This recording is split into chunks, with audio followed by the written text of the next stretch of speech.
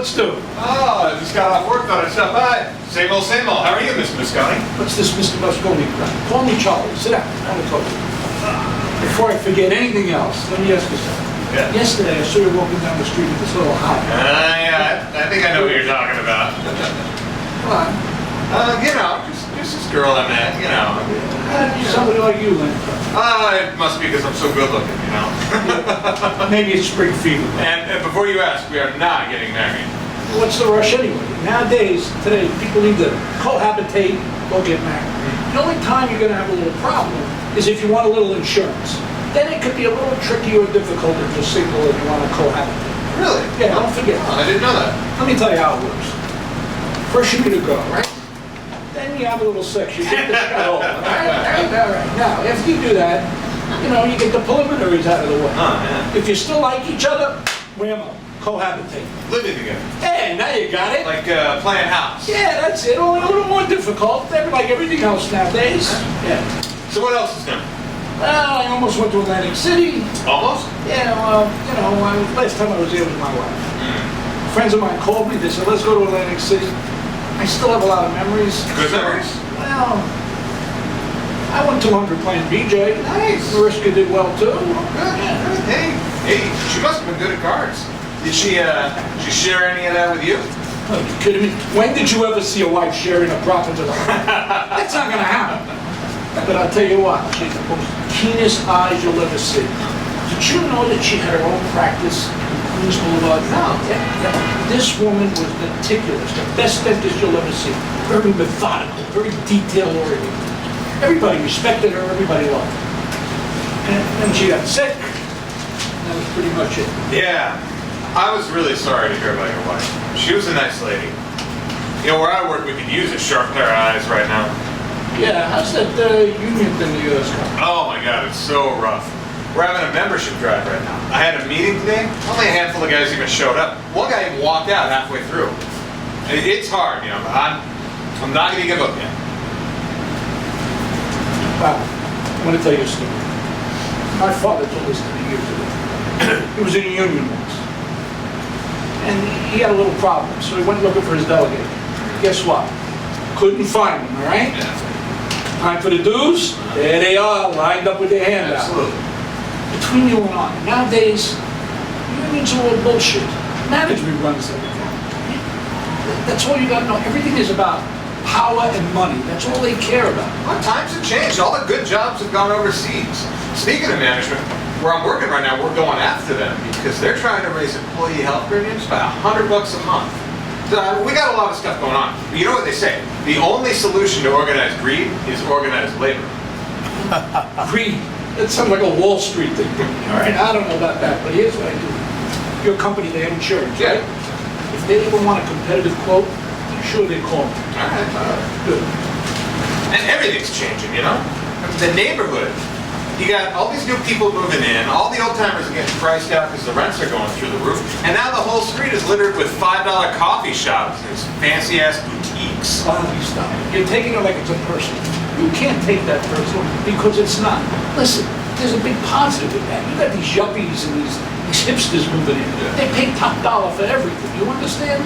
So don't take it personal. Embrace it. Yeah, I guess you're right. I mean, you know, new people move in, neighborhoods change, right? Hell, even this bar's changed a lot. I gotta admit, this place looks great now. You bet it does. Before I took over here, this place was a gin mill. I spoke to Susan. I said, Susan, listen, I'm going to introduce you to a couple of guys that are going to do a great job here. I know their work. She said, sure, go ahead, bring them in. I brought them in. We gutted everything out, the floors, the windows, everything. Now this place is a palace. Look at this place. Okay? You can't even get in here on the weekend. Notice, yeah. The place does look good, doesn't it? And Charlie helped. That's why he's the only one that gets buybacks at the bar, right, Charles? Yeah. But today, we're all celebrating. There you go. Because we are marking the end of my 14-hour work days. I'm now here 10 to 12 hours a day only, and things are getting better and better. Guys, enjoy your drinks. I have to take this call. Mike, where is my Guinness? Were you two together once upon a time? Yeah, I was a little, right, Bobby? You know, when Susan took this place over, it was nothing but a dump. And I came in and helped her out. what happens? There's a couple of high rollers come in, she gets involved with them. Guess what? Sayonara, Charlie, I'm history. What do you think's gonna happen? Okay? But you know what? I'm all right with that. Everything's copacetic. Been a widower for a while now, a couple of years, and I'm perfectly happy with living my life, reading my little racing formula. Okay? So that's all well good for you if you can afford to do that, you know, but I mean, nowadays money is just so tight for everybody. You get married and everybody's still got to work. You got the husband and the wife both going to work every day? What the hell is that about? Listen, see this place as a factory. They have weddings and all the other crap and fairs and all this. I know because I got Susan a real good fire insurance policy here because people back there sometimes they do a lot of crap they're not supposed to do. Speaking of weddings, listen, I want to show you something. This is a picture of Susan's sister. She's a Monaco. Take a look. Right? Yeah, she's cute, yeah. Her name is Rachel. I want you to settle down, meet somebody like that, get your career on track. Well, thank you for the advice, Charlie. I really got to get it. Listen, I'm giving you advice because your father and I were very good friends. Did you know your father was first insurance policy for me? Really? You bet your ass he did. And you know what, Bobby? Family meant a lot to him. Family was everything to him. He knew how to take care of his family. Now listen, you've got everything going for you. You love air conditioning, you love heating, right? Yes, yeah. Yes, I want to hear more. You love it, right, Bobby? Tell me you love it. Yeah, okay. I love the work. Perfect, okay. I got a lot of leads. People come to me for advice. All these gypsies, they want nothing but the best. They want central air, all this crap. I'm going to give you names, addresses, phone numbers of all these people. These are laid down leads. You can go places with them. You do the work on the weekends. Then eventually you can quit your job. You marry somebody like Susan's sister Rachel, and you're set. You're on your way, Bobby. That's a career. You don't need, listen, you don't need a college degree to be an entrepreneur these days. All you need are big guiones and a lot of money. That's what gets you there. And already I know you got one, right? I don't know, Charlie. I mean, that sounds really tempting, but I got so much going on at work right now. The union thing is kicking my ass. Forget about this union thing. You tried that. You tried to do the right thing. You didn't even show up for a goddamn meeting with you. Give up on that crap. Start to worry about yourself. Worry about your career. Worry about your life. Get a future. Make money, son. You're right. There you go. Well, I feel like I'm the only one doing any work. It's too much. That's right. Screw those guys. Yeah. I'm gonna do it myself. There you go. Give me a hug, you son of a bitch. Yeah. I'm proud of you. Yes. All right, get out of here.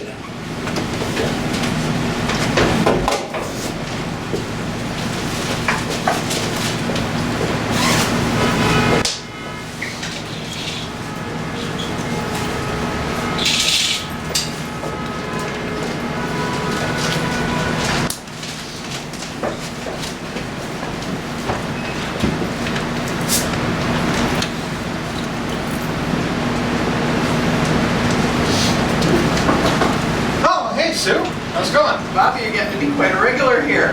Pretty soon I'm gonna have to set you up for buybacks. Mind if I join you? Absolutely. Talk to me. I heard that you might start your own business. Well, I might. You know, Charlie might have talked me into it. You know how he is. He never lets up. Matter of fact, I haven't told him, but I'm actually looking at renting some space in his old office building. All I need is a little bit of the spot facing the street, you know? You can't go wrong with a location like that. It's right where everybody can see it. But you know, I have to be honest with you. In the beginning, it is long hours. And it's a gamble. You're smart. You should do it. You should go for it. There is no feeling like owning your own place, especially when it gets to be successful. If you need any advice, you can always talk to me. Thanks. I gotta do something, you know? It's where I work right now, management is just constantly dumping on everybody, and they don't give anybody a break. And like with this union thing, okay, I want to be involved, but everybody else just wants a free ride. No one else shows up to the meetings, and when they do, they walk out halfway through. It's ridiculous. Nobody wants to get involved. I see it here every day. People come in here, they want to have a few drinks, unwind, forget about life, and have a few laughs. So I figure, you know, management is constantly busting my chops. No one in the shop is willing to help me out, so screw it. If I can put up with that, I can just go into business for myself, you know? That's the way I see it. Yeah, Bobby, if you're determined, then go for it. Yeah, well, I gotta do something, right? I mean, I gotta start thinking about my own future like everybody else does. I gotta make a plan. You sure you want to do this? Yeah, my mind is made up. All right, well, like I said, if you need any advice, talk to me. Thank you, Sue. Thank you for being so supportive. Well, I can, Really give means you, a lot. I can give you some advice about how to run a business, you know. It is long hours, sometimes 7 days a week, no breaks. Pace yourself at first. Little jobs in the beginning. When people get to know your work, then you can move up. All right. Well, I mean, I figure I got the money saved up a little bit. I got the tools. I know the work. I can use the money. So, you know, like, watch out, world. Yeah, here I come. Right, you're the man. Thanks for the advice, Sue. No, hey, listen, I made my way in the world. It wasn't easy, but I did it. But you know what? Our people, they come from a little island surrounded by angry seas and the British Army. So we wanted to survive, right? Yeah, you know, for the longest time, it was me against the world. But you know how it is. Times are still tough, though. It's tough for everybody. The economy's still in the toilet. The Chinese make everything. And you can't, it's tough for everyone, young, old, in the middle. And if you start your own business, you have got to push to stay ahead. Well, that's just how it's going to be. And I know I'm going to be busy for a while setting up, but I'll come by and see you and let you know how everything's going, okay? Hey, Bob, come in. I see you talking to Susan's sister, right? And you're talking to Susan, too. Yeah. Well, Susan's a smart lady. Yeah. Here's what I want you to do. When Rachel comes out, she's probably in the back room right now. She's probably saying a lot of nice things about you. Because I know that Susan's very fond of you, okay? You have confidence. Rachel's gonna come out. I want you to talk to her, offer to buy her a drink. Fisher, good. Make me proud. Rachel? Hi. Hi, my name's Bobby. I'm a friend of your sister's. Do you mind if I join you? Yeah. Why not, Rachel? You're off today. You might as well enjoy yourself. Yeah, sure, okay. You're off today. Yeah, sort of. I'm kind of in between jobs right now. What field are you in? No field, really. I was a receptionist in a doctor's office, and then I sort of changed jobs, and now I'm an office manager at an advertising agency in the city. Yeah, I love working in the city. I especially love shopping, but then I end up spending way too much money on clothes, and sometimes they can get really high. I really should settle down and put some money away. Yeah, I'm changing jobs too. I was working in air conditioning and heating, but now I'm setting out on my own, you know, my own business.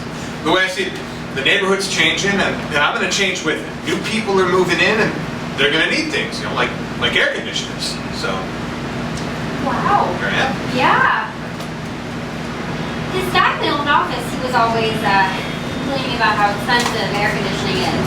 Is it really that expensive? Well, you know, it's like any other business. I mean, you try to charge a fair price, but then you need a guy to do the duct work, and you need to get a guy to crawl around the attic, and you need to get a guy to install the air compressor, and it's a lot of work. It can get to be, you know, 2, 3 people, and then with these new air conditioning units, they got so many complicated That's installations. great. So great. And it really sounds like you have it all figured out. So, good luck to you. I'm sorry to interrupt, but Rachel here's got to get going. Oh. Yeah, I do. It was really, really nice to meet you. And great luck with your business.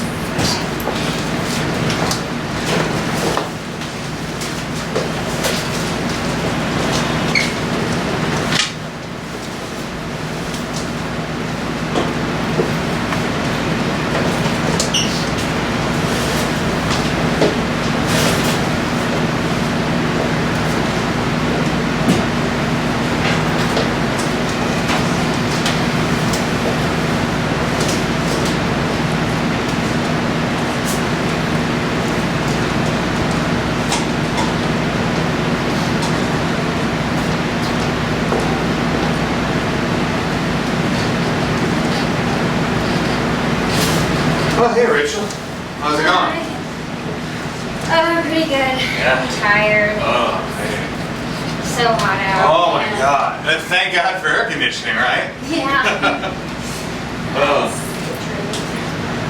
How is your business going, by the way? Oh, you know, it's you know, I'm just, I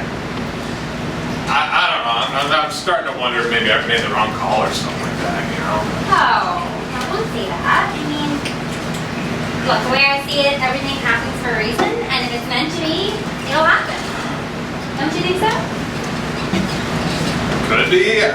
I don't know. You know, I work with things to make them work. You know, so I don't really give a whole lot of thought to how my life is going to play out. You know, I just go day by day. Okay. Well, doesn't hurt to think about it. Life. Well, you know, when you put it like that, I'll level with you, all right? When my business takes off, I get to be somebody. You know, I want to be that guy that's walking down the street in the neighborhood and the whole place knows who I am, you know? And right now, I'm working out of my truck.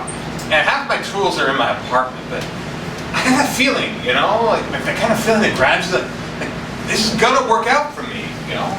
And I think I told your sister, I'm thinking about renting some space in Charlie's old office building. Oh, I just need a small office on the ground floor facing the street so people see me and they know that I'm there and I'm ready for business, you know? Yeah. Well, have you told Charlie? I'm sure he can help you out. No. Charlie is still kind of a big deal in this neighborhood. And I don't want to say anything until the time is right. The last thing I need is complications, you know? Charlie hates surprises. I'm like my dad that way. You know, my dad, he always used to love the fact that he had this routine, you know? It was the greatest thing. He'd go to work, and he'd come back and have dinner with the family, and then he'd enjoy his beer, and he'd get up the next day and do the whole thing all over again. You know? And it was so cool that he just knew what his life was going to be like from one day to the next, you know? You talk a lot about your dad. What about your mom? What was she like? She ran the house. And she read a lot. I always remember her with a book on the living room table. She always wanted me to do better than me. You know, both of my parents had really hard lives. My dad's family came from Ireland, and they settled on the west side. And my mom's family was from Poland, and they wound up in Brooklyn. And then my parents met, and they found this great two-bedroom place in Queens, and you know, here we are. This is where I grew up. And Queens is still good. And Queens is still safe. It's safer than the city. Yeah. So you're a neighborhood guy. Yeah. Stay close to home. So your dad was Irish and your mom was Polish. It's kind of an unusual combination, isn't it? There's nothing unusual about it. They both come from good, hard-working people. Yeah, of course, that's a good point. I mean, I guess I never thought about it that way. Where I come from, it's a long line of proud people, and we'd rather have a good talk and a few laughs about anything except the things that really matter to us. We've been repressed for a long time. First the church, then the British. Sometimes too much of Irish is such a good thing. There's no need to apologize. I wasn't apologizing. I was just stating what was on my mind. And I really like this city. I think that's where the action is. Can't wait to get back there. No, if you like the city so much, how come you're always coming in here? It's my sister's bar. I love to help her out, and I get a few good drinks. You know what I think? I think you look down on this neighborhood. And I think especially you look down on working class guys like me in this neighborhood. No, that's still not true. What? You've been asking me a lot of questions tonight, so let me ask you something. Okay. How come you're not married? Huh? You just never met the right guy, or what? Okay. That was like. You sure act like it sometimes. What does that even mean? That is the stupidest thing anyone's ever said to me. We had our great conversation here, and I think we're done. Oh, I see. Now you're going to pick on me because I'm getting too close to the truth, huh? No, you can't just stand there peppering me with questions about my life. Oh, please. I have met chicks like you 100 times over, okay? Oh, yeah. You're all alike, all right? Okay. You put on your little Manhattan outfit, and you get your little Manhattan attitude, then you run around thinking like the whole world owes you something. I'm going to let you in on a little piece of information, Missy. Right now, you're in Queens, okay? You're in working class Queens. I think you're just really nervous. Yeah, and please. You're really nervous. You're not gonna make it. Oh, please. You're not gonna make it here. Oh, please. I know who I am, okay? This is my neighborhood. This is where I grew up. For me, it's all about being real.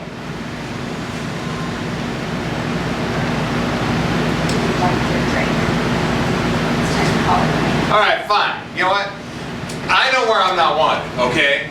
Yeah, you're. And you know something? I hope you get lucky tonight. I really do. I hope you meet some guy with a big stack of diplomas and a big fat wad of cash to make you happy, okay? We're gonna go get some fresh air. It's getting stale in here. Okay, yeah.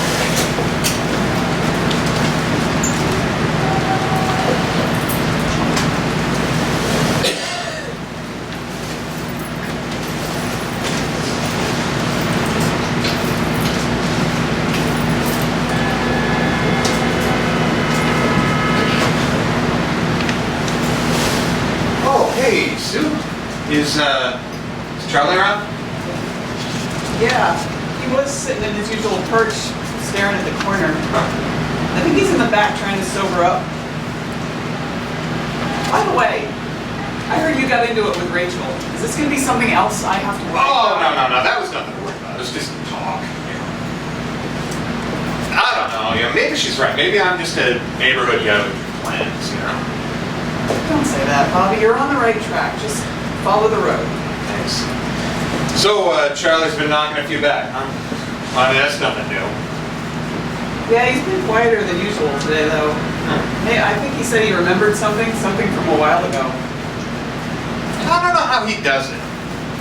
I mean, that guy had something real. He had his own office right there, his own thriving business. And now all he ever does is come in here and drink and play with his racing form. I mean, what gives? You don't know? He didn't tell you. Tell me what? They made him close down the agency. What? I never heard anything about that. I mean, I figured maybe something was up, but every time I talk to Charlie, all he's doing is giving me advice, you know, do this, do that, open your own business. I figured he was on top of his game. I didn't want to say anything, but there were problems with business. Charlie cut a few corners. He kept some money he wasn't supposed to. And just like that, boom, he lost the business and everything with it. About that time, his wife died, and everything just hit him all at once. I remember hearing about his wife. She died of cancer or something like that. That had to have been really hard on him. That's not what really happened. He talks about it sometimes, what really happened to her. They were driving back from Atlantic City, and that's when she decided to tell him she wanted a divorce. He was driving, and they had an argument. From what Charlie told me, he missed a turn or hit a divider. Anyway, he smashed up his car, and Marinza ended up in the hospital. I think that's where she died. This is all kind of confusing, you know? I mean, first you're telling me he lied to me about his business, and now you're telling me he lied to me about his wife? Charlie opens up when he's been drinking. I mean, drinking a lot. He didn't tell you, I think because he likes you. He says he sees something in you. He says you've got a future. A future? I don't know about that anymore. I mean, this is really hard to wrap my mind around. Charlie's the kind of guy who lets you know what he wants you to know. Yeah, I guess so. You know, I remember my dad used to tell me that Charlie was a really good talker, that you couldn't believe everything that came out of his mouth. Keep your voice down, Bobby. He might hear you. You know, maybe he should hear me. Did that ever occur to you, Sue? I may be old, Bobby, but not deaf. Are you okay? Yeah, I'm all right. I just got a little indigestion. That's it. And thanks for the backhanded compliment. I'm a good talker, Craig. You know, I had dreams. Not dreams. I don't even like that word, dreams. It's not practical. I had ideas. Sue told me you had to give up your business. How come you didn't tell me that? I didn't tell you. I didn't know that I should have to tell you. I just like sitting here and watching people walk up and down the avenue And I especially like those people that are walking right in front of my place, right about now, Bobby. So I hear you have a few ideas set on my place, Bob? Yeah, I do. I do have eyes on your place, Charlie. And why not? You see how something right now, your place is nothing but an abandoned building with a for rent sign in the middle of it. It's just an accident waiting to happen right there on the avenue in front of everybody. Charlie, why didn't you tell me the truth about your wife? Why didn't I tell you? The truth? The truth is what you make it. And I don't have to tell you or anyone about the truth. That's my private business, Bobby. And if I've got to live with that pain the rest of my life, so be it. For now, if you both don't mind, I'm going to take my racing form and I'm going to go back to my table and sit down if somebody doesn't take my place too. Okay? Well, gosh, Charlie, I don't know what to tell you. Maybe you do want things to go back to the way they were, but you got to learn to accept things the way they are right now. Bobby, you don't understand. When you start a business and build it up over the years and watch it turn into a real business, it becomes a part of you. It's the reason you get up in the morning. All these years, he did the right thing. People trusted him. He made a few mistakes, and they pushed him against the wall. And then when Maritza died, it was like all of this, everything was just too much. And it changed him. It made him doubt who he is. Something very catastrophic is happening right here in front of our eyes. What the hell is he talking about? Sweet Jesus, there's fire trucks pulling up. Smoke, fire, flames, some configuration of that sort. The whole building is burning down right before our eyes. They said I didn't know what I was doing. They said that I was frayed around the edges. They said that I was taking shortcuts with other people's money. You know what? This is vindication. The system is fixed. It's fraud. It's run by a lot of fucking assholes. Now let their building burn down. I don't give a shit. Bobby, you had your chance. You could have started. I made my life. You could have made a life for yourself. Now it's up in smoke. Where are you going? I gotta get a little closer. Maybe I can see something. There's a fire out there. God, we gotta get out of here before this place catches on fire. So, don't you understand? I know about this building. I sold you the first insurance policy on this building. This building is 23 years old and it's made with a lot of rusting nails. Okay, Charlie, let's get out of More, here. it's made with bad memories. Come on, Charlie, let's go. You had your chance, Bobby. It's up in smoke. You blew it. It's coming.